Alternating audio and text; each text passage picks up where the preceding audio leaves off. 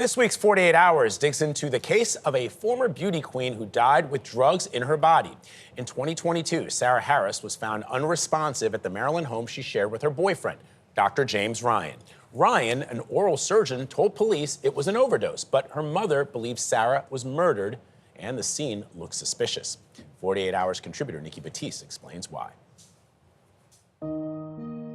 It was January 26, 2022, about 7 a.m., when police with body cameras discovered 25-year-old Sarah Harris at home with her 48-year-old boyfriend, Dr. James Ryan, who told them he'd last seen her the night before.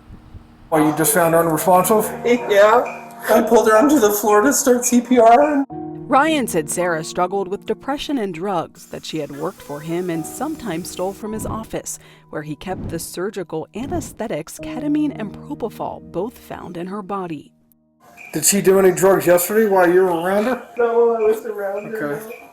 Authorities at the scene accepted Dr. Ryan's account, but Sarah's mother, Tina Harris, soon arrived, already suspicious Dr. Ryan was behind her daughter's death. And I went towards James and attacked him. I started kicking and hitting him and screaming at him. Sarah's sister Rachel soon unearthed text messages between Sarah and Dr. Ryan, suggesting he'd brought her the drugs and just weeks before she died even dosed her himself. "If you wake up, I just went to change after I gave you ketamine just now," he writes. He's injecting her while she's asleep. Detective Ian Iacovello, who specialized in pharmaceutical cases before retiring last year, says first responders may not have understood what they were looking at. He says cops usually see street drugs, not surgical medication and supplies like Sarah had. Usually what we see is burnt spoons, tinfoil, not medical grade drugs. On March 22, 2022, James Ryan was arrested, and prosecutors charged him with a crime known as depraved heart murder.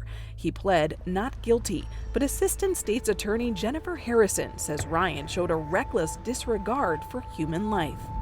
The act of giving her the drugs is handing her a loaded gun. Nikki Battiste joins us now. So, Nikki, why would Dr. Ryan have killed Sarah Harris? What's the motive?